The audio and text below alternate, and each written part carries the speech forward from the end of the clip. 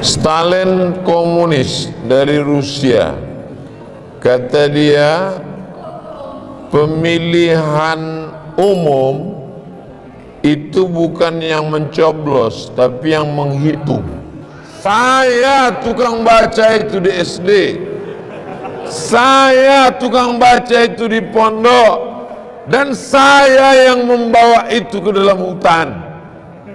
Anak-anak suku terasing dalam hutan tidak tahu bendera merah putih, tidak tahu Pancasila. Saya yang membawa itu ke dalam. Jadi kalau hari ini ada orang melecehkan Islam, meremehkan Allahu Akbar, maka sesungguhnya dia belum mengerti sejarah. Orang yang tidak paham kita kasih paham, orang yang kurang paham kita beri paham. Yang susah adalah ketemu dengan orang yang makannya dari gagal paham. Sallallahu ala Muhammad, sallallahu alaihi wasallam. Kenapa Ustadz menolak jadi wakil presiden? Kata Stalin komunis dari Rusia. Kata dia, pemilihan umum itu bukan yang mencoblos, tapi yang menghitung. Cari tulisan tentang Stalin. Kata dia, bukan yang mencoblos, tapi yang menghitung. Kalau yang menghitung di setiap TPS itu adalah anak-anak dari Universitas Balikpapan, mau saya?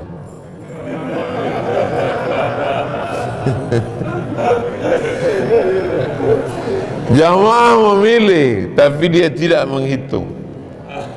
Yang menghitung siapa? Wallahu a'lam bishawab. Ustaz mesti mau, tapi saya mesti tahu siapa yang menghitung.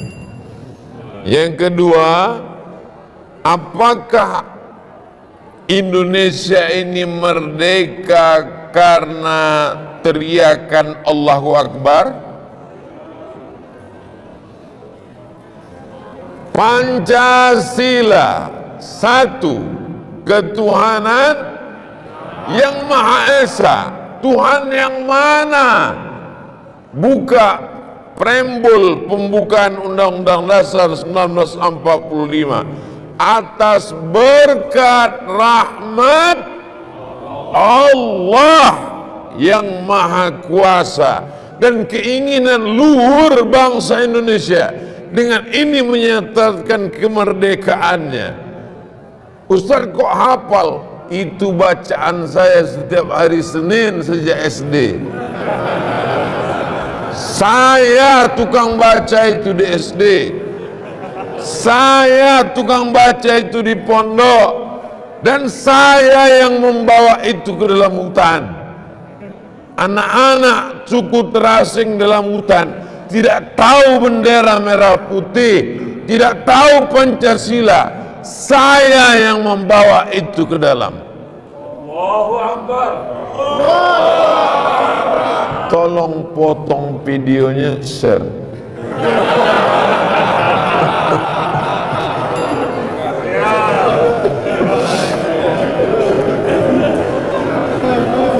Lalu kemudian keluarlah fatwa dari mufti mazhab Syafi'i, imam di Masjidil Haram, namanya Syekh Ahmad Khatib Al-Minkabawi, meninggal tahun 1916. Dia keluarkan fatwa, siapa saja yang membunuh Belanda dapat pahala. Kalau dia mati mati syahid, dibawa oleh jamaah haji fatwa itu, dibacakan di mimbar-mimbar seluruh Indonesia. Allahu Akbar. Murid dari Syekh Ahmad Khatib Al-Minkabawi pulang ke Jombang, namanya Hadratus Syekh Muhammad Hashim Asy'ari. Datang orang ke pondok meminta fatwa karena Indonesia sedang kacau balau, diobrak-abrik oleh Belanda. Maka mereka berkumpul mengeluarkan fatwa, namanya resolusi jihad. Kita tahunya 10 November. 10 November hari apa itu? 10 November. 10 November diperingati bangsa Indonesia sebagai hari pahlawan. Tapi orang lupa kronologis 10 November. Kenapa orang berani mati? Kenapa orang siap mati syahid? 10 November karena tanggal 22 Oktober, dari 22 Oktober ke 10 November, 18 hari sebelum 10 November, ulama mengeluarkan resolusi jihad. Siapa yang mati melawan Belanda, maka dia mati syahid. Maka berteriaklah umat Islam, Allahu Akbar. Akhirnya tunggang langganglah, pulanglah Belanda, yang tinggal terong Belanda. Anak-anak muda sekarang tinggal jus terong Belanda.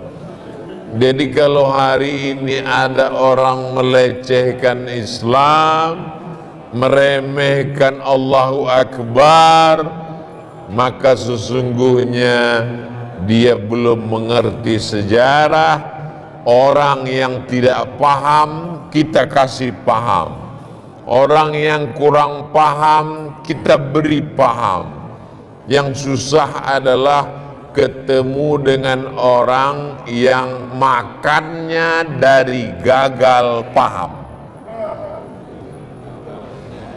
Kenapa itu yang menyebar di internet? Caci maki, sumpah serapah kepada para habaib, para ulama.